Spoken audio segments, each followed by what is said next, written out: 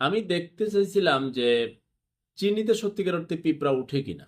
অনেকেই বলে যে বর্তমান কেমিক্যালের ঘাসের চিনি এগুলোতে পিঁপড়া যায় না। তো আমি প্র্যাকটিক্যাল পরীক্ষার জন্য এক জায়গায় গুড় রাখলাম, ভালো মানের একটা গুড় সংগ্রহ করার চেষ্টা করেছি। ভালো মান আর কি, দেশে তো সবই নকল, এরপরেও আচ্ছা ভালো মান চেষ্টা করলাম কালেকশনের জন্য। আর চিনি রাখলাম। এবার আমি যা দৃশ্য দেখলাম, চিনিকে ওভারব্রিজ বানায়া, মানে ব্রিজ বানায় এটার উপর দিয়ে পিঁপড়া আসা যাওয়া করে, কিন্তু সে থামে না।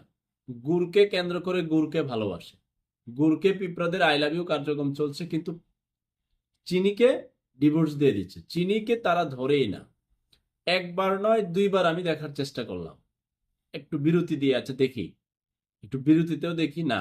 ঘটনা এক, পিঁপড়া চিনিতে আশ্রয় নেয় না, চিনিকে ভালোবাসে না, গুড়কে ভালোবাসে।